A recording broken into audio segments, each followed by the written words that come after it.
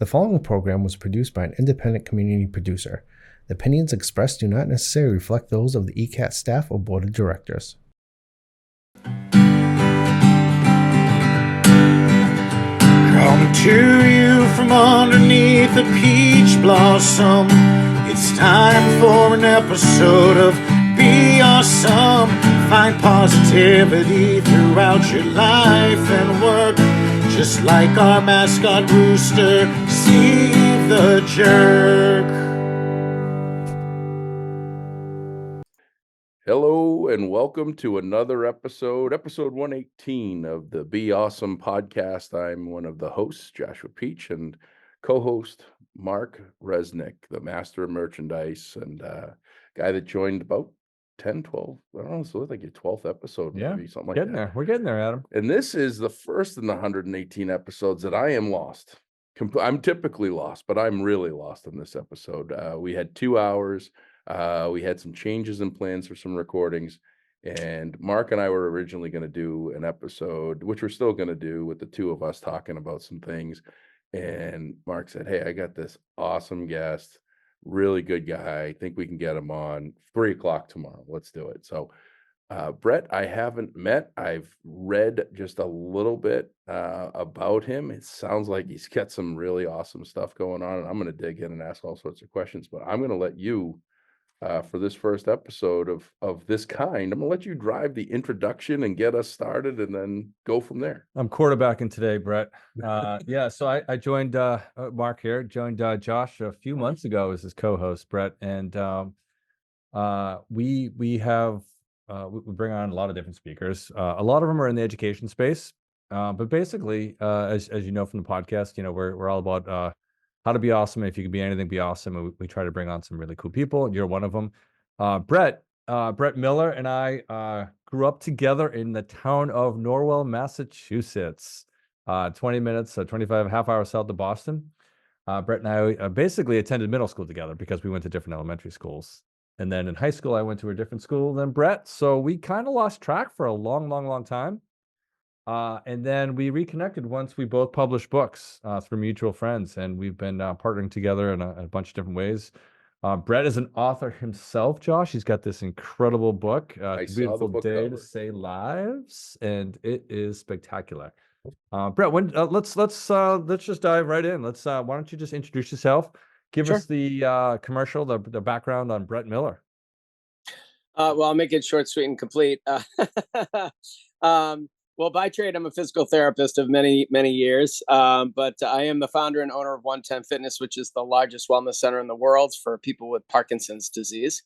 So, I'm chest deep in research and advocating for people with Parkinson's and helping people with all different neurological diseases. Our specialty is Parkinson's, but we have folks that come here with all kinds of issues that could be from, stroke, CTE, MS, ALS, Huntington's disease. We do specialized programming for youth who need adaptive needs, adults with adaptive needs. And we're also, we're an all-inclusive facility, very unique to different specialties, but we're also just a regular gym. If somebody wants to come and just be a better version of themselves, we're here doing, boxing, kickboxing, strength and conditioning, spinning, yoga, tai chi, all the things that you would find in a typical wellness center. So that's kind of where I'm at. I'm like I said, I'm busy doing a lot of things. I serve as the co-chair for the Parkinson's Registry in Massachusetts. I'm also a commissioner for the state of Massachusetts. So we oversee all unarmed combat in the state of Massachusetts to make sure that it's safe for the fighters. I do a lot of outreach for veterans. I'm a veteran myself. And so I do a lot of things in regards to helping veterans who might be struggling, if you will, with all kinds of things. So. Great. There's so much to unpack here, Brett. But at first, before we talk more about 110, I've been to 110 Fitness, Josh, and it's an amazing place. I've witnessed the practice, the programming up close, the people, the volunteers that he has. Brett calls them cornermen. They're just unbelievable. We'll get to that in a minute. But first, I want to kind of backtrack a little bit and talk a little bit about the book. All three of us, ironically enough, were raised by single parents. That's correct, right, Brett? You were pretty much a single parent until your stepdad came into the picture. Correct. Okay. Tell us a little bit about the book and how that first came about. Like, why did you decide to write a book, and who encouraged you and all that good stuff? Sure. Like a lot of people, I always had the bucket list of writing and publishing a book, and I always knew I wanted to write a book. I just never had the time to write a book, and I never had the time to really kind of focus and pull all my ideas into what my book was going to be about. And when COVID hit, it was just a silver lining for me. It gave me the opportunity. We were still open because I, was considered, as a physical therapist, I was still able to practice, but our hours were limited here, obviously, because of COVID. But, every night I'd go home and write a chapter. And it just gave me that opportunity and that time to be in that space where it was a little bit quiet in my brain. And I wasn't, balancing 100 things like I normally do here every day. So that's sort of how it generated. And then I talked to some friends who were authors and kind of dove into, okay, how difficult is this going to be? Where do I go in the publishing world? Do I write queries and get picked up by an agent? How long does that take? I mean, there's a lot to it, as you know, Mark. And the bottom line is that I had 13, 14, 15 chapters in a heartbeat. Everything, just I had it all here. I just needed to get it on paper. And then as you understand writing a book, the easiest part is writing the book. It's all the publishing work and the editing and all that takes, sometimes up to a year just to get that finalized in order to get to publication. And there was there's a common theme in my book. It's about saving lives, hence the title, and also saving my own life. And so that's kind of the common thread throughout my book, starting from when I was 6 until I'm here now, crafting this workshop that I do here at 110 Fitness. Yeah. If you don't mind, we it's up to you. We go as personal as the guest would like, but um, do you want to? Do you want to walk us through a little bit about some of the demons and the things that you had to overcome to get this Sure. book in your life and where you wanted it to be? Yeah. No, I'm very personal about it. And the reason people always ask me that is because talking about these things is very healing for me on a continuous basis. And you have to be upfront and open to keep yourself sort of humble and to remain, true to what I'm trying to achieve in the second half of my life. So again, the book, talks about saving other people's lives, and then kind of dives into some of my experiences in the military and in my personal life that took me into a lot of PTSD in the military, alcoholism, suicidal tendencies. All of those things are part of my story and part of my journey. And you know what it took to kind of climb out of that darkness, and what was incredible, being on the other side of that after coming out of that. 2 years of therapy, and a lot of AA meetings, and a lot of journaling, and a lot of meditation, and a lot of just trying to figure out, who I was outside of that previous life. I went into depression. I was on antidepressants. I was drinking with antidepressants, which is just horrifying. And not being who I was. I mean, it wasn't people always ask me like, oh, geez, did you lose your house? Did you end up in a divorce? What about your kids? I owned 3 houses. I had multiple cars. I had a beautiful wife. I had a beautiful daughter, but I was a train wreck, and my whole life was a train wreck, and I was hanging on by a thread. And, I was trying to function that way. And, I was nothing to anybody. I was like your typical, I always talk about like the tornado, like you kind of just go through and you destroy everything, and you leave all this stuff in your past that, everybody else has to deal with, and you just keep going on. And you know, it's horrible. And anybody that's experienced it, understands the anxiety that's involved in trying to hold that all together. And how you can have a very beautiful life on the outside looking in, but inside you are just struggling every day from the moment you wake up till you go to bed, and you can't wait to go to bed, because once you close your eyes, it's over, right, for a short period of time. So that's, again, tip of the iceberg for me. And again, my story talks about the flip side of that and how lucky I was to be able to, you know, turn that around and then be able to then give back for the rest of my life to people who also may be in the struggle, whether it's alcoholism, drug addiction, Parkinson's disease, or some other, you know, thing, if you will, Yeah. that causes that. So, I mean, What? yeah, you can. I have tons of questions, so Yeah. you can just interrupt me and jump Yeah, in if you no, want, but I guess can keep going. my first question is why Parkinson's disease? What guided you to become the world's largest facility yeah, for well, yeah, my intention wasn't to do that, but it just kind of happened. When you love what you do, and you have a passion, these things kind of happen. But so the quick and dirty, again, the story's in my book. But I was working in professional fighting. I was training professional fighters. I was also working as a physical therapist with people with neurological diseases. There was a very short clip on 60 Minutes with Leslie Stahl talking about her husband and how he was boxing with Parkinson's disease and was getting better, meaning he was able to manage his symptoms better. And I had a whole series of people that reached out to me the day after that 60 Minutes episode, which I had not seen. And they asked me if I had seen it. Of course, I said, no, I don't really watch much TV.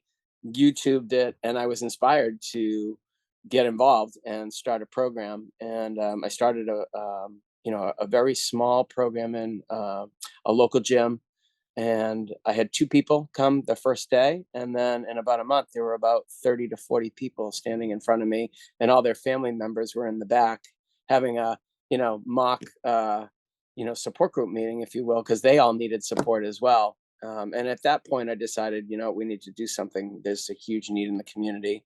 And then we moved to this physical space, and at this point, we've been here 6 years going on 7, and we've already outgrown the space probably 3 years ago. And aside, a personal note, my wife's aunt passed away with Parkinson's disease. Yeah. Okay. Yeah. No, I'm fascinated by Parkinson's is one of those diseases. A lot of diseases are those diseases that you don't know anything about until someone either has it that's really directly close to you, or that you're a direct impact. Kind of like with dementia and Alzheimer's, you really don't know about it until you have a family member that's telling you the sky's purple and you're trying to tell them it's blue. And Parkinson's is one of those diseases that Michael J. Fox, that's what most people relate Parkinson's to. Right. And it was funny that it's kind of funny is for the longest time, for the first school, BeAuSm started in 2018. I worked for a software company, and I was selling some T-shirts and doing some podcasting and things. And I typically knew everybody that bought my shirts and merchandise and things. And I got this text on May 21st, 2022 from a coworker at the software company that said in Costco, and ran into Bill Thompson being awesome. And it's a picture of this guy wearing a BeAuSm T-shirt. And I said, what are the chances? Ha ha ha. Please say hello. Can I share this on social media? And he said, sure. How do you know Bill? And I said, Will Thompson just sent a connection request on LinkedIn. What an awesome human that is battling stage 4 Parkinson's disease. I had no idea who this guy was. He randomly found me, bought a T-shirt that I apparently shipped to North Carolina 3 years prior, and he was in Costco. And that was the first person I knew that had Parkinson's disease. And then a month after that, the guy that hired me in 1996 to get into the technology space and software sent me this email and told me how he had Parkinson's disease. And I'm like, wow, I started to do a little bit of homework on it. And he's in North Carolina too.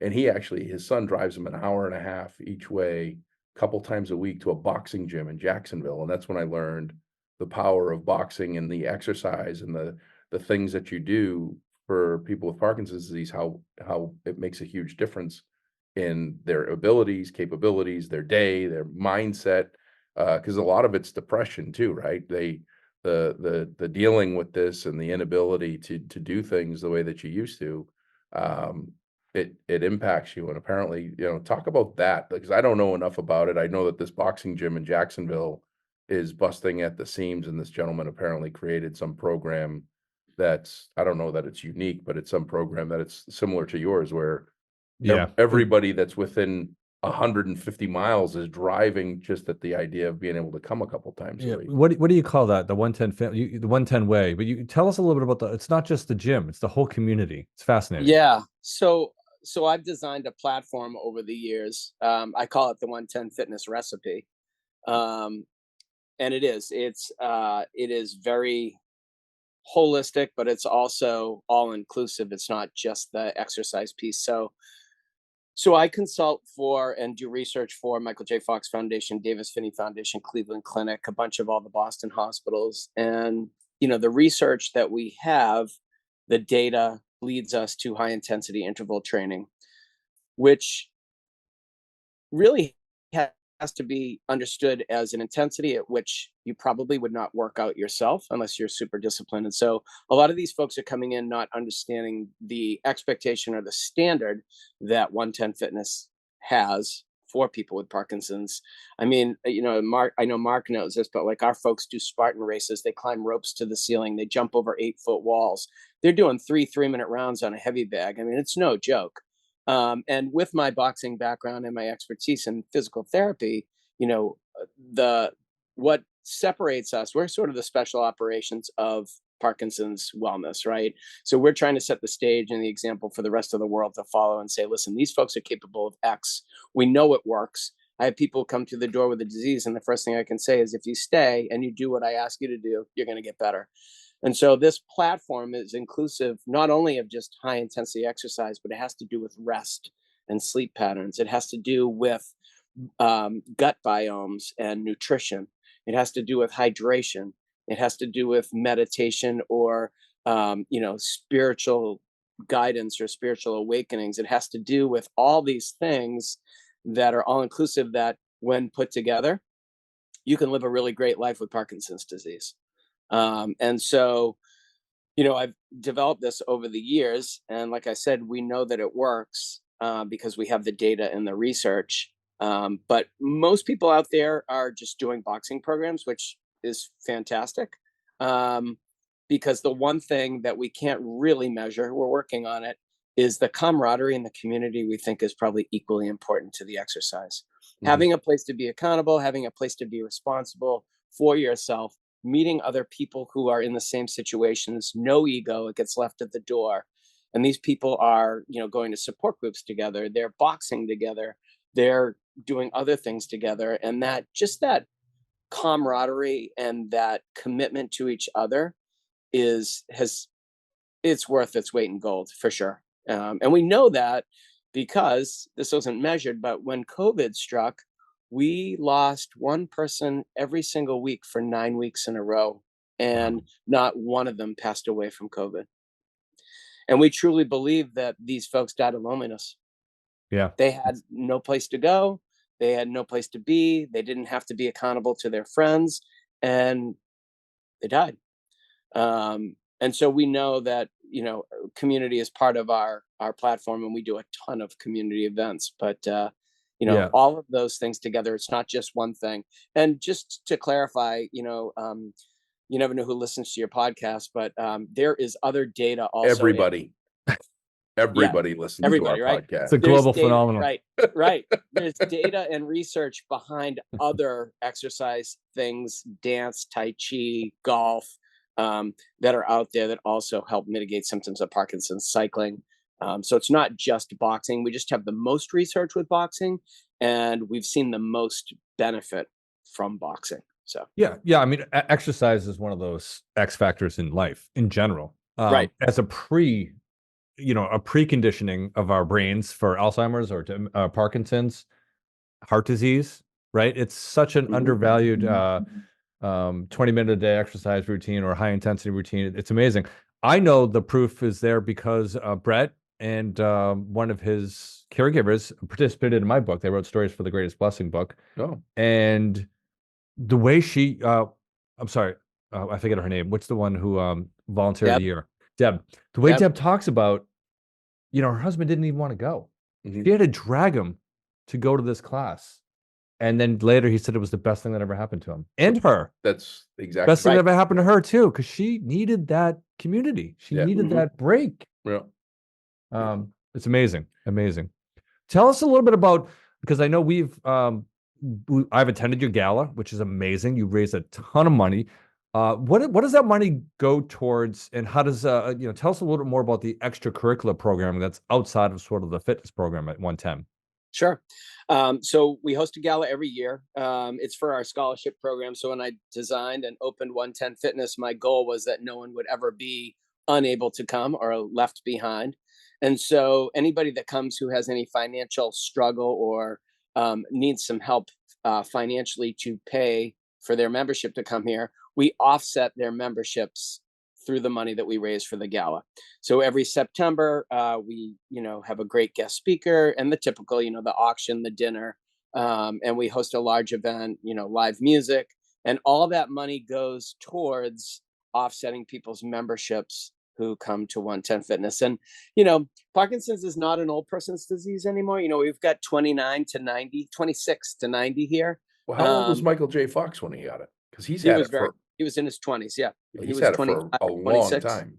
Yeah, he's had it for a really long time. We have a couple folks here who've had it as long as he has. And I see Michael a couple times a year, and he's incredible. And if anybody knows him, I think the reason that he's still so well is because of his attitude. But in any event, the gala is designed for that. And we spend a lot of money subsidizing memberships, because we still do have that older population, and these people are on fixed incomes. They've got incurring costs medically, all kinds of other things. So, it's just a really nice thing to do. And again, it allows everybody to be able to come here. We are underwritten by a lot of the foundations and some of the Parkinson's disease associations, some of the pharma companies. And so this is like drinking from a fire hose, but every month we go bowling. Every month we go to the movies for free. These are all free activities. Every 3 months we do an art workshop. We go rock climbing. We go axe throwing. During the good weather, we go golfing every month.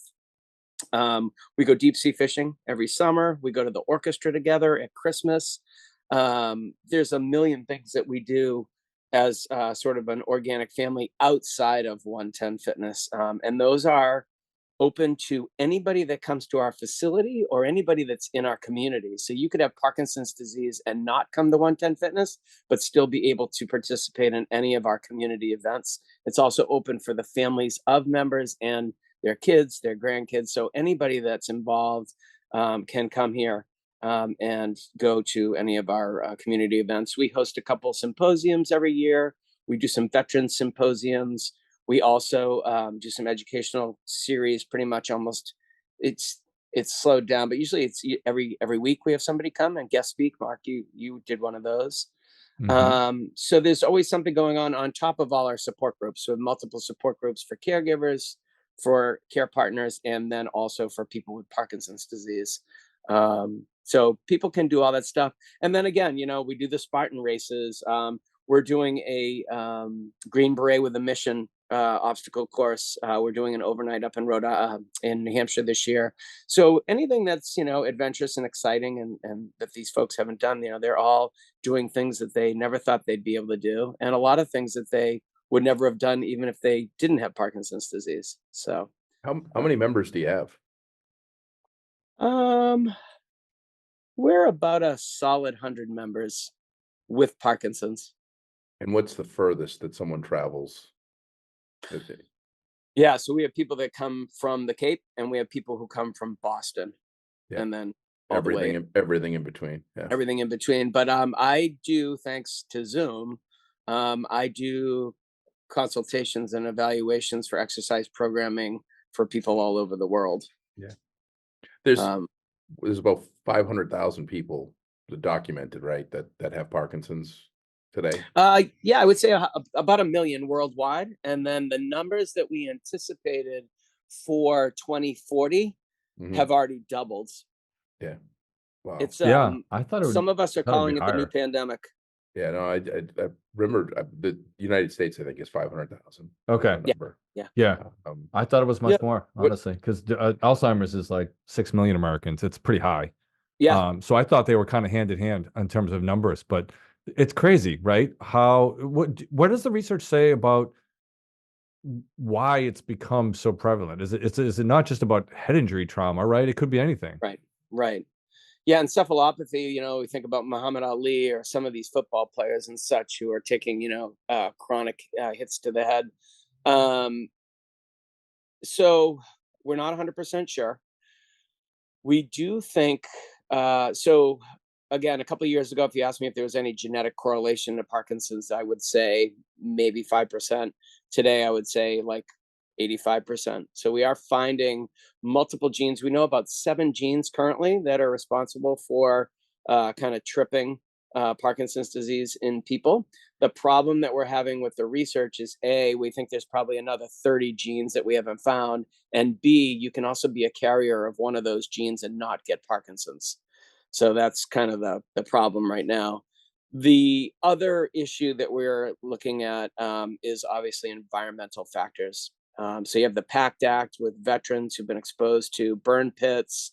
A lot of the folks that were exposed down in Cherry Hill to the water and the dry cleaning vents.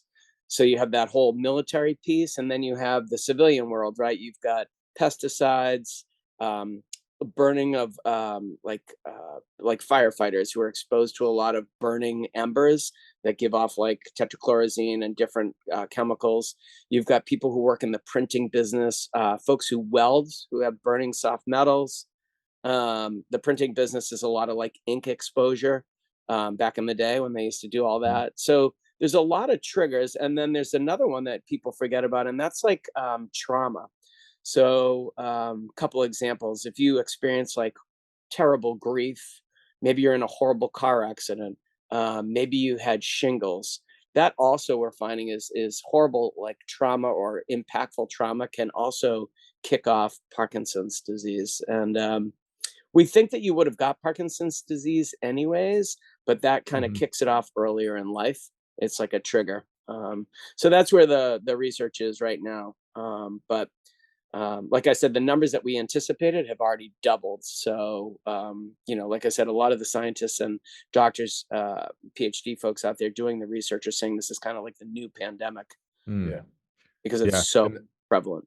And the number increasing is probably a big piece of that is all of the exposure parts, right? Because it's that's not getting any better for us, and we've already gone, kind of look at, up here it's manufacturing facilities and all of the stuff that got dumped into the water, and when we you were just talking about the military bases, like Jacksonville gets Lejeune, the drinking water in 1950 to 1960 has triggered all sorts of high cancer rates and Parkinson's. And that's probably why that boxing gym is probably really busy, is because there were a lot of people that were impacted by that drinking water. I mean, I don't know, that to me seems why it would, and the increased population obviously would add to that. But so there's, and that's why we see the younger folks with Parkinson's, right? Because a lot of them have had exposure in younger years, whereas typically we used to, call Parkinson's an old person's disease. It's kind of interesting that. Not interesting. It's curious is that this, 500 shows about 500,000 in the United States, and you're saying 1 million worldwide. The world's a really big place. Like how does the rest of the world only have 500,000 and we have half?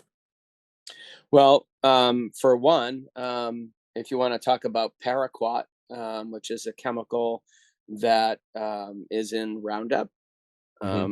We're the only country that still allows the use of that, and have been the only country that allows the use of that.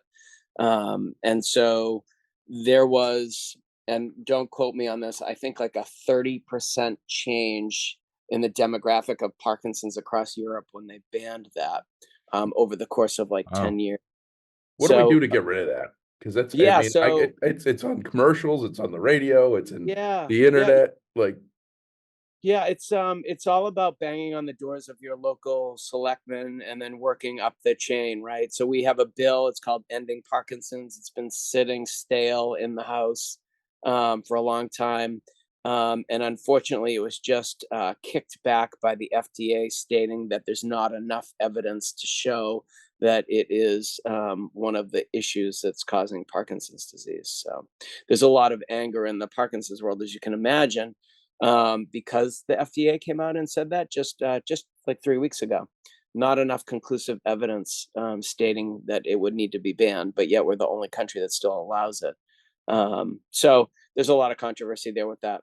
So Yeah, but it's all I'm not that smart, Brett, and I have well water on my property, and so we don't use chemicals in our yard, and we're putting clover leaf instead of grass Yeah. that needs fertilizer and all that stuff. And I was having a conversation with someone, and like asked me questions. I'm like, all right, I spray Roundup or I spray one of these toxic chemicals on my yard to kill the weeds or to kill whatever on the surface. Where do you think that stuff goes? You think it just evaporates and goes away? Goes into the ground, and then it gets into my drinking water at some point, and I'm drinking poison. Like, well, and if you we look at don't. the market, the market of fertilizers and people who have services because they're really particular about their grass, Yeah. a huge problem. How about just your animals, right? Walking across the grass after you just spread fertilizer, and then they just track it in your home, and there's all that too. Yeah, don't get me started on animals. Well, You Yeah, don't, you yeah, don't, you don't, yeah, okay. you don't know about my house, but we've got goats and chickens and guinea hens and dogs and cats and rabbits Yeah, and that's yeah, okay. yeah. I have So a yeah, small, so yeah, small so we farm. don't. You come to I our get it. house. Yeah, we've got guinea hens and chickens that eat all of the bugs. Guinea Mhm. hens eat 2.5 times their body weight, so they eat all the ticks and all that stuff. So we don't need to spray, and we don't put fertilizer. We don't have the nicest lawn, but we live in the woods, so it doesn't much matter. But We're the yeah, same way. So, yeah. yeah, a small farm too, and I keep bees, and so Well, I got you. Bees, we gotta talk bees. I haven't, so you're making your own honey? They're making my honey. Yeah. Right, well, I mean, but yeah, but I mean, you've got, have you seen the flow hive? Yeah, Do you use that? I don't. No, I Okay. use traditional. Yeah, So, it's so I very, gave money for the Kickstarter originally, but I didn't give enough to get one of the flow hives. I gave like whatever the yeah, the minimum. T-shirt and Yeah, the yeah. bumper sticker or whatever, but they've sent me stuff like, hey, this is what we're doing. It's amazing. Do you know what this is? I have no idea what it So is. flow Yeah. hive. So Brett, you're gonna correct me because you're the beehive expert. Yeah, But go ahead. when you set up the beehives, they've got those trays and you pull Yeah. off so the bees go in the box, and it's literally just a key system that you turn, and it turns the honeycomb that the bees are producing everything. And there's a spigot at the bottom, and the honey just comes out. It's like the easiest way for you to get your Sounds like honey a out of the no-brainer. bee. Yeah. Yeah, exactly. Well, it's frustrating the whole topic because that's one of the challenges of living in a very affluent, successful, capitalistic society, which I love, right? But we're talking about banning a pesticide that is dangerous. But from the business side of things, what's next? Like, and I'm not arguing one way or another, but like the Tide Pods and the microplastics that are released. There's so many different things that make sense for us to get rid of, but it's not that simple, right? Well, it's a convenience factor. We're all getting lazier. Well, no, I think it's much deeper. I think it's the economic factor. It's the anti-business angle that you will be perceived. Congress doesn't want to shut businesses down, even though this is a no-brainer. Do you guys know what I'm saying? I'm not trying. This is an apolitical show. Yeah. But unfortunately, we live in a capitalistic society, and we answer to. I thought you were going to talk about getting upset about beehives, but no, I love beehives. No, I've been kind of like holding this in because like I want to get rid of pesticides. I want to get rid of plastic bottles. We'll look at death. But like I understand the other side of it too. I don't. Yes, you do. You. I don't. Well, no. If it's not good for people, and if it's okay, but then that's so, when it gets frustrating. You can so pick and choose what's good for you and what's not good for you. Well, no. I think if studies show, and I'll go to Jesse Itzler, which is how you and I met. He's challenged the CEO of Kellogg's, give him $100,000 to be on a podcast for 15 minutes to talk about why they promote cereal being so good, and they're finding all these chemicals and all these agents that are bad for cereal. And the CEO of General Mills, I think it's General Mills or Kellogg, is promoting that you should eat cereal for dinner because of inflation prices and all this stuff. In reality, the cereal's not as good for you as they say it is in commercials. Okay, that's a good for you, not good for you. That's not going to kill you like a pesticide. Or it's not going to kill the environment like bottled plastic. Why do you have plastic bags? Why is there such a thing as a plastic bag in this society? Why do we have plastic water bottles? There's no need for it. But there's an economic factor here, Brett. Am I wrong? No, not at all. I'm putting you on the spot. It goes back to lobbying and money, right. And like you said, and politics, and there's a lot of everything involved in it. Yes, I could be caught with a plastic bottle pretty easily, and walking with one. I don't like it. I owned a spring no, water. no, I did too. I owned a spring water delivery business in the late 90s, early 2000s. I told you about Mrs. Singleton. The only reason why I carried small plastic bottles in the early 2000s when Aquafina and Dasani and all these companies came out was for Phyllis Singleton. Otherwise, I would have protested it. I would have used a No, I plastic completely get it. because I think that between the what it takes to make it, the fact that it never goes away, the reality that so few of it gets actually recycled and purposed for some reason, it just makes sense. And the right thing is wanting my kids to not have to worry about a lot of this stuff, like what Brett's talking about. No, it makes Parkinson's, people get perfect sense. Parkinson's at an earlier age. Let's do some deduction. Where does it come from? But then you go to Costco and you buy 36 of them for $3.99. Yeah. So it's we're all sort of guilty of this what's good for the environment, bad for the environment thing. But anyways, I was holding that in. I had to get I that love out. that you got it out. It was good. Yeah, It was I was like well, it wasn't very smooth. and Brett transition. just kind of sat. Brett just kind of sat back. He's like, "Well, what do I do here?" And I'm the guest. I'm just gonna let these two go at it and determine what cereal they're not going to eat and pesticide they're going to put in their grass and why they have liquid death. Well, it's and this is expensive, right? Very, very expensive. Which they just got $61 million in I saw that. in investment at a $1.6 billion valuation. So with any luck, they're gonna figure out how to drive down the cost of this and start to get aluminum more used and more utilized for clean drinking water. So all right, well, we need to get some of these CEOs on the line here too. I friend requested them on all right, this good. week. So Sorry to digress here a little bit, Brett, but I am a centrist. I'm right down the middle politically. I just go with common sense in everything, whether it's right or wrong. For me, it's a right or wrong or a common sense issue. And I get frustrated with people on one side of the aisle who just only give a crap about the money and I love common sense because it's not that common. It's not, unfortunately. All right. Anyways, I have so many questions. I know we've used up a lot of your time, but I do want to ask you a few more questions. Adam, is that clock? It's not working. Okay, thank you. The first is, and I just go back for a minute. My ADHD brain is kicking in a little bit. You never told us what was the moment, the turning point when you said enough is enough. I have to get my shit together. Sorry, Adam, cut that out. Yeah, he's good. I mean, Santa Claus dropped enough. Yeah, but okay. Yeah. So what was what was the turning point? What was the red line for you, or you know what I mean? You mean like in my story? Like a lot of people in your situation, PTSD, addiction, like they never make it. Like what actually prompted you to say, I'm gonna be dead if this doesn't happen? Like, was there a moment? There was a moment, and I talk about it in my book.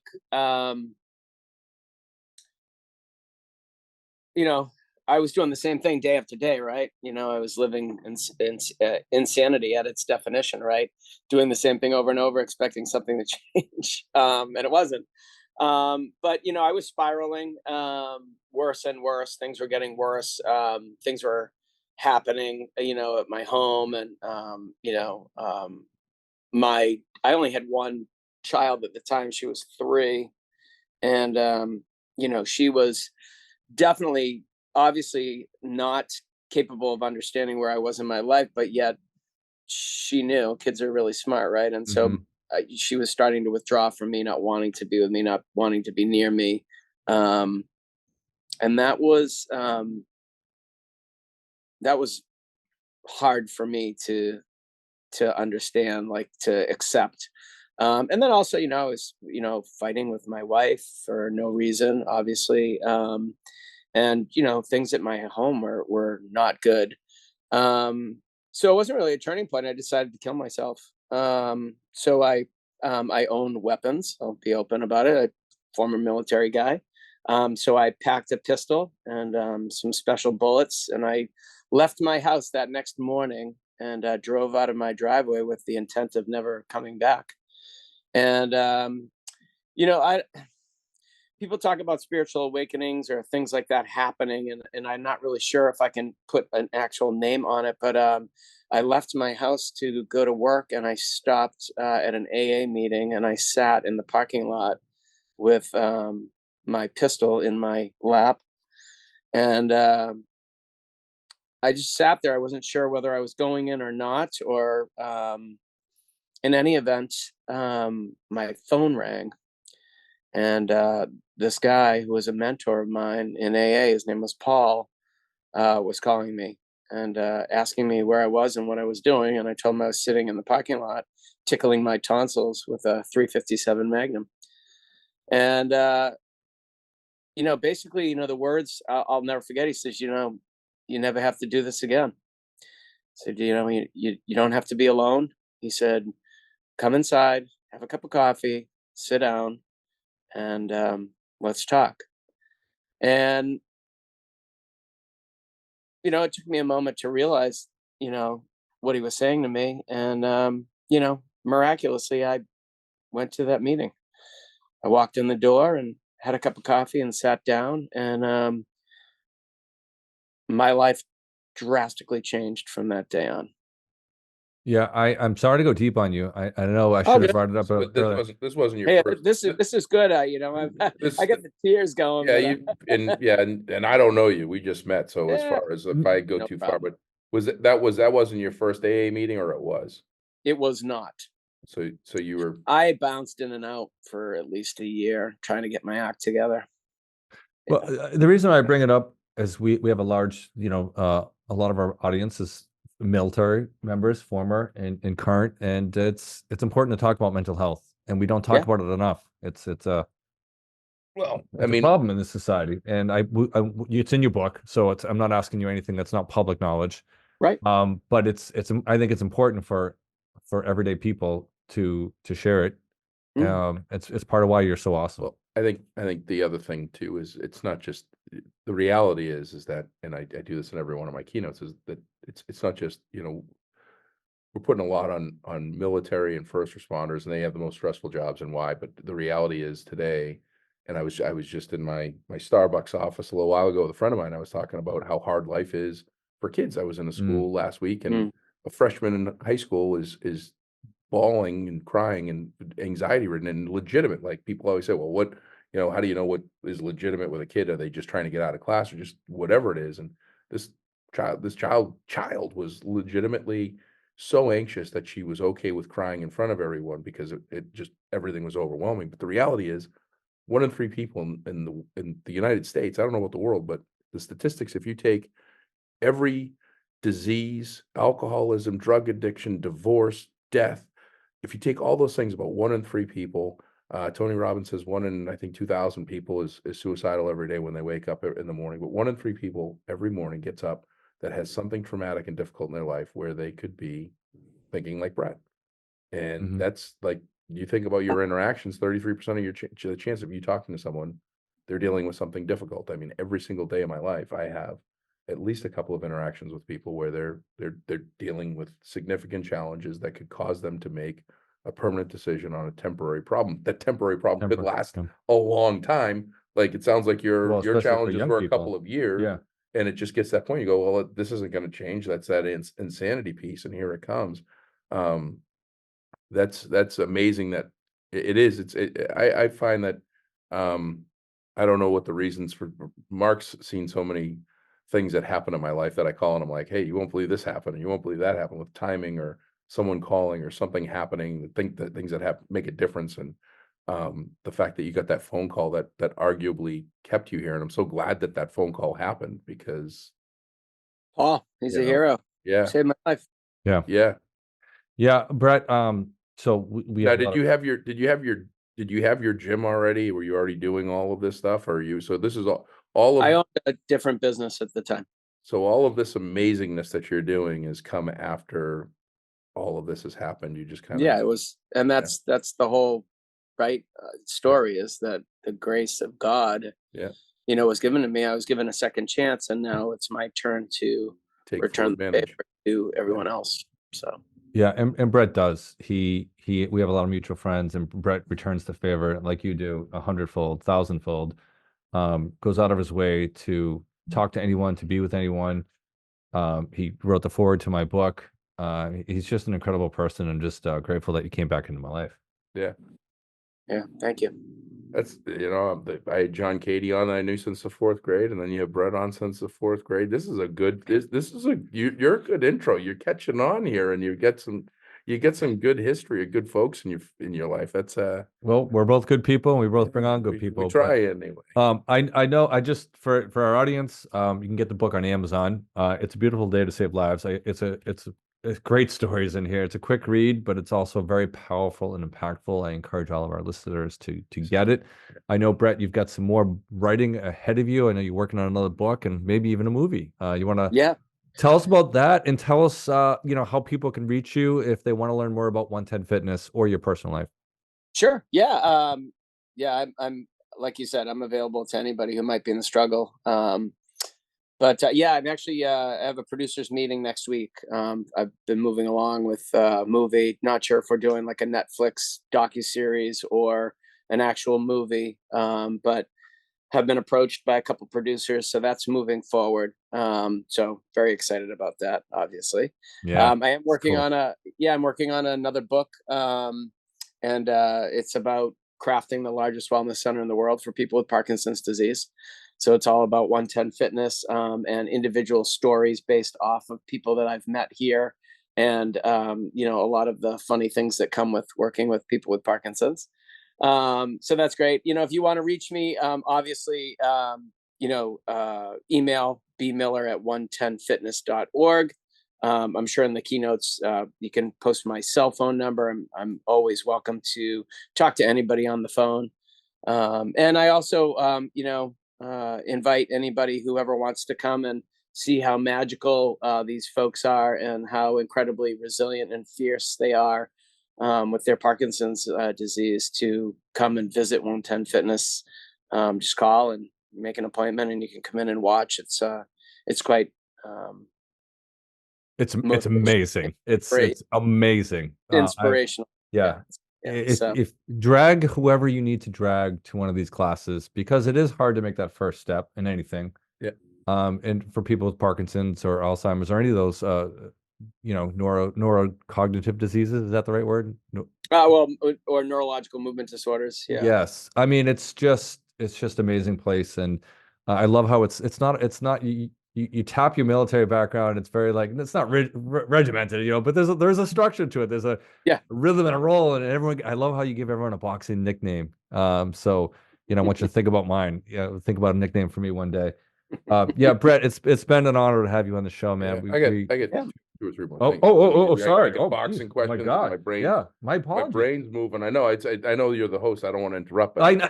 My guest. It's my guest. I host. We got to figure out merchandise because I just got a text from Marissa Boydie, who was also in the book, and Natalia was wearing one of her shirts, which is The Greatest Blessing book. Yes. Yeah. Okay. Yeah. So do you have a question for Brett? I did this thing. No, I did this thing. We got to figure out how to do. They're gonna put this on you. We got to figure out how to do a 110 special shirt where we give 100% of 100% of 100 shirts, because we got 100 members.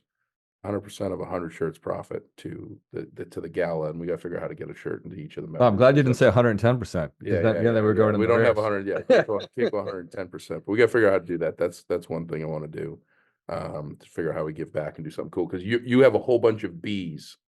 It's like be well, but you don't have BeAuSm, so we got to figure out how to get BeAuSm on a shirt and put your logo on the back. So that's the first thing. But on a serious note, in regards to boxing, there is as you say, Netflix. There is a big Netflix match coming up, I believe, in July, between Iron Mike Tyson, who I've met once. Yep. Same. Scared the life out of me. And Logan Paul, who is this YouTube video turned boxing star, fighting, difference of 20 some odd years. Who do you take? So obviously, I can't just flat out answer that question, because we also have to look at, like, what is the primary purpose of hosting this fight? First of all, this is a money grab by a lot of people. Promoters are amazing, right? They come up with all these crafty ideas. Let's bring Ronda Rousey back. Let's bring Mike Tyson back. Is this going to be an exhibition fight where, he says, hey, listen, I'll hit you, you hit me, go easy on the power, and we'll just drag it out for 12 rounds and walk away with a couple $1 million? Or is it going to be a true boxing fight? There's, Mike Tyson, if anybody knows Mike Tyson, knows his history and knows that, at his age, he can still continue to be as powerful, and he has the skills in his footwork to take down Paul. I mean, That's what I like to hear, because I just put my money on him. one hook. I mean, Yeah. Mike Tyson can take a beating. You've seen Yeah. him with Douglas and Foreman, and this guy is unstoppable. He also is, he's mentally fit, right? He's got so much more experience being in the ring. If you look at it from that side of the fence, I mean, this guy is, packing a serious punch when he throws. And if he connects, I mean, there's not many people in this world that can tolerate that Yeah. amount of impact. I mean, it's just brutal. Yeah. So, he's got a podcast called Hot Box, and a lot of it's around, he's got marijuana and all that stuff. But yeah, but his level of genius with the sport of boxing, like, I grew up as a kid watching him, and he just seemed like he came up off the street and he just beat the hell out of whoever came up to him. I never really thought about the mechanics of boxing until I started listening to this podcast. And you start listening to it, and he knows every punch thrown of every fighter of every match that's ever had. Like, the level of research and homework that he did to understand what someone might do as an opponent is nothing short of extraordinary. It's like Tom Brady level, watching the reels and making sure that he knew figuring out what some punch high he could praise throw. right there. Oh yeah, and so everybody is saying, he's, a lot of the playmakers are saying it's past his time. Some of the stuff it can be thrown. That's the sad thing about boxing too, right? Is the sport has changed with regard to some of it felt like it's been teleprompted or planned out, almost like wrestling. Yeah. But my money's on him. I appreciate your insight. I think in a street fight, Mike Tyson could still beat anybody, because he's still in phenomenal shape. He knows his stuff. So I appreciate that, and appreciate you giving your time, and we're going to get to work on figuring out a new shirt program, because I don't get a text like this with a picture of Natalia in the hospital wearing a BeAuSm shirt without that being one of those signs that says we should do something. So check it out. Yeah. Yeah. No, that's so cool. Well, we do have a sub brand, Brett, that's You Are Awesome. And I think we should do co-branding 110 on one side of a coffee mug or something, or a tumbler, and then You Are Awesome on the other for your volunteers, because they are truly awesome. Yep. That's actually, what you can. Yeah, I can't run the program without them. They're the nuts and bolts. See, I come up with the high lofty idea, and then he's the common sense guy. He comes back down to ground, and he's like, "Hey, how about the new logo? And how about we tie in with the volunteers, the caretakers?" That's awesome. No, it's good. No, thank you, man. I appreciate it. Great to meet you. You too. Gonna read your book. Thank you for your service. I was raised as a single child until my stepfather came into my life, and going into the third grade, and adopted me in the 9th, and he was 101st Airborne helicopter pilot in Vietnam, tip of the spear. Hoorah. And didn't get welcomed home or thanked until, believe it or not, 9/11 of 2011. That's a story we can have on another day. But town of Canton finally welcomed the Vietnam veterans in 2011, all those years later. So I know how nice. People question whether you should say thank you or not thank you or welcome home, and I say it all to everybody, and I don't care. So thank you for your service. Appreciate you. Thank you for your service that you're doing every day for 100 people with Parkinson's disease, and giving them hope, and not letting them just worry about all the things that it is and get depressed and worry about it. That's pretty amazing stuff. I'm gonna need to get out there and I was saying, maybe we can do a podcast in the gym one day. Maybe towards the gala, in the ring. Can we do a podcast in the ring when it's not being used? Yeah, I rented an Airbnb in Yakima, Washington, in an old boxing studio that had a bed in the middle of the ring. Why couldn't we have Let's do a podcast? Microphone, Adam, can we get mobile with this thing? Yeah, that's awesome. All right, you gotta love it when you got Adam in the room. Adam is I can never give him enough accolades and thanks, but Adam is the man on the mission behind the scenes. He's been on the podcast once, but he is the ECAT guru extraordinaire that takes care of stuff. And anytime I say something, much like Mark, he says, yes, yep, we can do it. So we'll get the microphones in the ring before the gala and get a catch-up talk. So perfect. Thank you. Well, thank you. Yeah, it's an honor to be a part of and to be asked to be on your podcast. And I appreciate it for sure. Awesome, man. Thank you so much. We'll talk to you soon. Okay. You bet. Take care. Bye. Hey, guys, listen, as I shouldn't say guys, but listeners, as always, we're so appreciative of your time. You know, we're striving to be the best podcast we can be. We appreciate any review you can leave us. You know, subscribe, like us, share the podcast. Most importantly, if we did something or said something that you didn't like, or we can do better, please let us know. But Josh, as always, man, if you can be anything, be awesome. Look at that closing. He's like, and he's got it. And I can come back and say, you are awesome. There you go. Amen, partner. All right. As always, officially, unofficially sponsored by Liquid Death. We're still waiting to hear from our folks there. Yeah, Congratulations on your infusion of capital. And we're just looking to have you as part of our show. We love Liquid Death and we want to get rid of plastic. So bingo. Let's get that in there, Adam. Come to you from underneath a peach blossom. It's time for an episode of BeAuSm. Find positivity throughout your life and work. Just like our mascot rooster, Steve the Jerk.